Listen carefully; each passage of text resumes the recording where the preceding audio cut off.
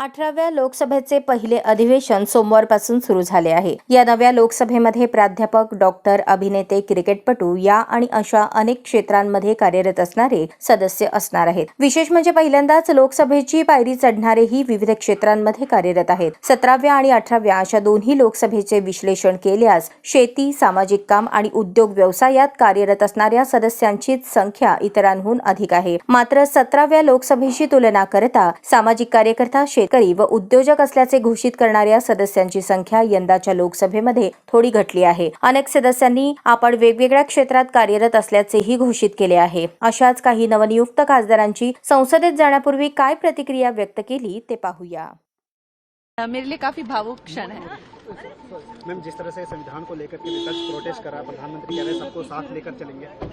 I think जैसा कि हमारे प्रधानमंत्री जी ने कहा कि पूरे देश को ये उम्मीदें हैं कि फाइनली जो है ये विपक्ष जो है एक अच्छा विपक्ष, एक जो है एक वैल्यूएबल ऑपोजिशन बन के उभर के आए. तो ये उम्मीदें हैं विपक्ष से. अब की बार देखते हैं ये लोग क्या करते हैं, सिर्फ चिलम-चिली करेंगे या कुछ वैल्यूएबल दिल ब्रिंग टू टेबल. विल नहीं, एक it was a very emotional moment when I was climbing up the steps, but I wish it had been in the old Parliament House because I think that one has more history or that एक iconic वो था. लेकिन nevertheless it was my first step in this temple of democracy और बहुत ही emotional महसूस हुआ मुझे और गर्व लगा कि हमारे देश के लिए हम सेवा कर रहे हैं.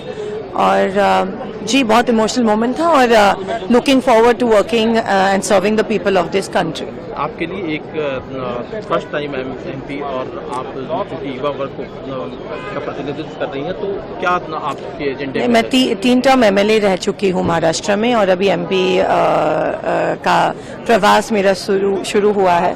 तो ज़रूर काफ़ी चैलेंजेस हैं, महंगाई के हैं, अनएम्प्लॉयमेंट के हैं, युवकों के नीट के हैं, मेडिकल इश्यूज है. तो वो सब हम लेंगे. कॉन्स्टिट्यूशन खतरे में है तो ये तो सबसे बड़ी चुनौती है और आई थिंक सत्यमेव जयते. मौका मिला है, क्या कहना चाहेंगे? नहीं, मौका अभी मिला नहीं, अभी तो मैं आया हूँ. जब मौका मिलेगा तो आपकी आवाज बहुत अच्छी रहेगी और ये आवाज हमेशा निष्पक्ष रहेगी और कमजोरों के लिए रहेगी. मैं उनकी आवाज हूँ जिनको इंसान भी नहीं माना गया है, जिनको जानवर मान के उनको तमाम तरह सामाजिक आधार पे, आर्थिक आधार पे कुचला गया. मैं उनकी आवाज हूँ और मैं विश्वास दिलाता हूँ कि जब तक चंद्रशेखर पार्लियामेंट में है, हर जुल्म जाति के खिलाफ आवाज उठेगी और सरकारों से जवाब मांगा जाएगा, चाहे वो स्टेट की सरकार हो चाहे केंद्र की सरकार हो. जो भी सरकार संविधान के विरुद्ध में जाके आम जनता के विरुद्ध में कोई भी काम करेगी, उनसे जवाब मांगा जाएगा. और मैं स्पष्ट हूँ कि हमें जिन लोगों ने भेजा है उन लोगों की आवाज उठाना हमारी जिम्मेदारी है. तो हम उसको पूर्ण रूप से निभाएंगे, चाहे वो नौजवान हो, चाहे किसान हो, महिलाएं हो या वंचित वर्ग का कोई भी तबका हो. या जिस तरह से कई सूचनाएं हमारे उसमें, जैसे बाबा साहब अम्बेडकर की स्टैचू जो है उसको हटाया गया है, उसको वहां से अलग किया गया है. मैंने उस पर भी जो है लोकसभा अध्यक्ष जो है उनको मैंने लेटर लिखा था कि भाई आप इस पे जो है संज्ञान लें और ये ठीक नहीं है. तो मेरा पूरा प्रयास रहेगा कि जो भी यहाँ कानून बनेगा और वो कानून अगर उसमें कोई खामियां होगी तो हम लोग उसमें कोशिश करेंगे कि उसका विरोध दर्ज करा के उसमें सुधार कराएंगे, सरकार का ध्यान आकर्षित करें. और हम कोशिश करेंगे प्राइवेट बिल लाके भी सरकार जो है हमारी जनता की तरफ सुने, जो जनता चाहते हैं उन पर भी चर्चा. सेशन में बहुत कम समय मिलता है.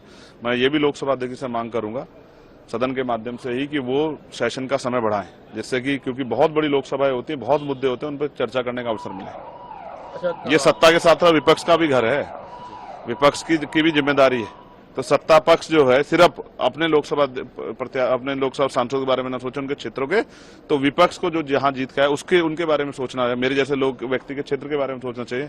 वहां चाहे स्कूल, कॉलेज, हॉस्पिटल बने, वहां रोजगार की जो है समस्या उसका निदान हो, वहां बिजली पानी की अच्छी व्यवस्थाएं, सड़कें अच्छी बने, वहां बाढ़ की समस्या खत्म हो और जो भी बुनियादी समस्या जीवन में लोगों के हैं, कुटीर उद्योग लग के महिलाओं को रोजगार मिले, उस पर चर्चा होनी चाहिए. उसके लिए हम सदन में पर्याप्त समय के लिए अध्यक्ष जी से मांग करें. अच्छा, जो लोग आपके विरोधी हैं वो एक समय में कहते थे कि चंद्रशेखर जी की आवाज जातीय राजनीति पर केंद्रित है, लेकिन जो रिजल्ट है उसने तो दिखा दिया. अब जो आपका एजेंडा है वो जाति से ऊपर रहेगा. देखिए, आप फिर वहीं खड़े हैं, मैं क्या कर सकता हूँ. लोग कहते थे, आपने खुद ही स्वीकार किया कि लोगों की बात गलत साबित होगी, आप खुद दोबारा कोई बात कह रहे हैं.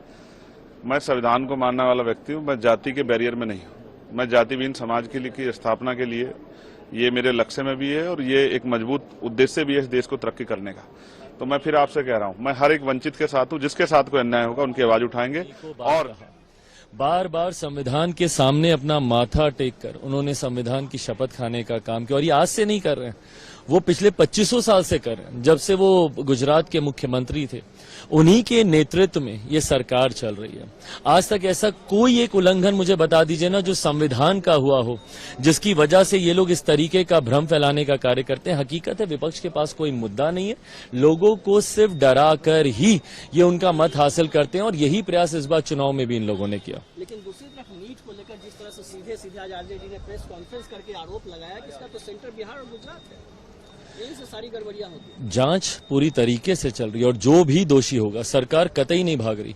हम लोग के पास छुपाने के लिए कुछ नहीं है, हम लोग खुद चिंतित हैं। मेरे प्रधानमंत्री ने सबसे पहले संभवतः ये बातें इस तरीके से सामने भी नहीं आई थी, तब से उनकी चिंता है। सारे स्टेक होल्डर्स से बात चल रही है, भले वो पेपर लीक का मामला हो या फिर जिस तरीके से ग्रेस मार्क्स देकर कई छात्रों की चिंताएं बढ़ी हैं। इन तमाम विषयों को ध्यान में रखा जा रहा है। जांच एजेंसी भी अपने स्तर पर इन्वेस्टिगेशन कर रही है। जो भी दोषी होगा, भविष्य में ऐसी घटना ना घटे, इस बात को सरकार सुनिश्चित करेगी। हाँ नहीं, आज शुरू हुआ है, हर चीज़ अच्छी है, बल्कि बहुत नया। ऑफ कोर्स मेरे लिए सभी कुछ नया है, बट ऑल इज वेल, या एब्सोल्युटली फाइन, गुड। प्रधानमंत्री ने आज कहा सभी बातें आगे बढ़ा के काम करने की बात कही। कांग्रेस को भी जो है घेरा, जो ये इमरजेंसी के 50 साल पूरे हो रहे हैं उसके ऊपर भी जो है कांग्रेस को घेरा, और कांग्रेस के और विपक्ष के जो सांसद हैं आज वो संविधान की किताब लेके जो है संसद में उन्होंने प्रवेश किया, ये कहते हुए कि संसद के कॉन्स्टिट्यूशन का पालन नहीं हो रहा है, इसीलिए हम संसद के अंदर कॉन्स्टिट्यूशन की किताब लेके जा रहे हैं। कैसे देखते हैं? नहीं, कॉन्स्टिट्यूशन का तो आदर हमेशा से हुआ है। बीजेपी ने हमेशा से कॉन्स्टिट्यूशन का आदर किया है, कभी ऐसी कोई बात कही ही नहीं, न बल्कि कांग्रेस करती रही है। इमरजेंसी लगाना क्या संविधान था को क्या वो नहीं, संविधान का पालन करना तो नहीं था वो, तो वो सब काम उन्होंने किया है। वो कुछ देखिए, कहने को इंसान कुछ भी कहता रहता है, कोई भी पार्टी कुछ भी कहती है, बस बीजेपी ने ऐसा कभी कुछ नहीं किया। एनटीए के जो वहाँ पे प्रमुख कार्यवाह थे उनको हटाने से या किसी अफसरों पर कोई गिने चुने लोगों पे एक्शन लेने से काम नहीं होगा। ये सिंडिकेट कब से चल रहा है, ये लीकेजेस काफ़ी टाइम से हो रहा है। हमारे यहाँ पे जो फसल आ रही है, वो फसल अगर इस तरह से रहेगी, डॉक्टर्स जहाँ पे एक पूरी जिम्मेदारी रहती है, पूरे स्वास्थ्य की जिम्मेदारी लोगों की, एक आगे वाली बनने वाली पीढ़ी के सामने क्या हम उदाहरण रख रहे हैं, क्या उनको किस तरह का हम लेगेसी दे रहे हैं। तो ये मामला बहुत गहराई तक जाके उसकी जांच करनी ज़रूरी होगी, और ये लीकेजेस रहेंगे तो आगे वाला जो भविष्य है, जिस तरह के भारत को जिस तरह से भारत को सुपर पावर बनने की बात करते हैं, ये दूर दूर तक हमको दिखाई नहीं देगा। इससे जो निराशा हमारे युवाओं पे रहेगी वो बहुत भारी मात्रा में, हमको ये ठीक नहीं रहेगा भारत के आगे वाले प्रगति के दिनों के लिए। ये मुद्दा तो बहुत जोर शोर से चलेगा, बिल्कुल तब भी उठा। सरकार की डेफिनेटली सरकार की जिम्मेदारी है। अगर आप कहते हैं ऑटोनोमस कॉरपोरेशन है, उनको ऑटोनॉमी दी गई है, लेकिन ऑटोनॉमी हर चीज़ में तो आप उसके ऊपर निगरानी रखते हैं, हर चीज़ में आपका सर्वेलेंस रहता है, और इस इतने बड़े और इतने महत्व की जो विषय है उसके बारे में आप इस तरह से बेपरवाह नहीं रह सकते।